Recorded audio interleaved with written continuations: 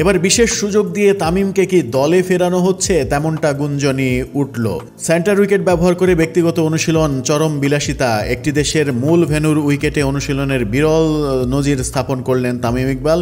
হয়তো তাকে দলে ফেরাতেই হোম অফ ক্রিকেটের ক্ষতি করেই এমন বিশেষ সুযোগ দিচ্ছে বাংলাদেশ ক্রিকেট বোর্ড। জানা গেছে এমনিতেই ম্যাচের বাস্তবতায় যাচ্ছে তাই অবস্থায় দেশের সেন্ট্রাল উইকেট, যতটুকু বিশ্রাম মিলে সেখানে তামিমের ব্যক্তিগত অনুশীলনকে মোটেও ভালোভাবে নিচ্ছেন না বিশেষজ্ঞরা। অন্যদিকে বিসিবির গঠনতন্ত্র অনুযায়ী হোম অফ ক্রিকেটের ফ্যাসিলিটিস কেবল কেন্দ্রীয় চুক্তির ক্রিকেটারদের জন্য। বিশেষ বিবেচনায় সেখানে অনুশীলনের সুযোগ পেতে পারে এসপি বা এ দল। ব্যক্তিগত অনুশীলনের প্রয়োজন হলে নিজ খরচে বিকল্প খুঁজে নেওয়ার পরামর্শও রয়েছে বিসিবির। চ্যাম্পিয়ন্স ট্রফি দিয়ে তামিমকে দলে ফেরানোর আপ্রাণ চেষ্টা করছে BCB. Cricket operation incharge Shahriar Nafees বলেছেন, ওয়ানডেতে বিবেচনায় থাকার কারণে অনুশীলন করার জন্য তাকে সর্বোচ্চ সুবিধা দেওয়া হচ্ছে।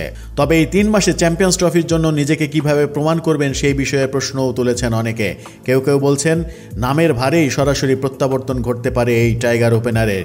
চ্যাম্পিয়ন্স ট্রফিতে তামিমের ফেরার বিষয়ে শাহরিয়ার নাফিস জানিয়েছেন, তামিমকে আপনি কোন ক্যাটাগরিতে ফেলবেন?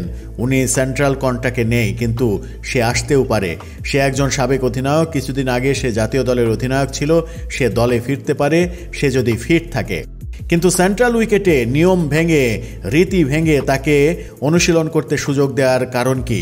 অনেকে বলেন তামিম ইকবাল যখন যে সরকারি আসেন সেই সরকারের সুবিধা ভোগ করার নজির স্থাপন করেছেন। এরই মধ্যে খালেদা জিয়া এবং শেখ হাসিনার সঙ্গে সখ্যতা দেখা গেছে বিভিন্ন ছবিতে। বর্তমান অন্তর্বর্তীকালীন সরকার দায়িত্ব নেওয়ার পরে যুব এবং ক্রীড়া উপদেষ্টা আসিফ মাহমুদের সঙ্গে তিনি বেশ দহরম মহরম সম্পর্ক তৈরি করেছেন এমন অভিযোগও রয়েছে। সেই সম্পর্কের জেরেই কি এবার বিসিবি নিয়ম ভেঙে তাকে সেন্ট্রাল উইকেটে অনুশীলন করার সুযোগ দিচ্ছে? চুক্তিতে না থাকা একজন ক্রিকেটারকে এই সুযোগ দেওয়ার কারণ কি? কোন কোটাতে তিনি এই সুযোগ পেলেন? এরকম প্রশ্ন কিন্তু আসছে চতুর্দিক থেকে।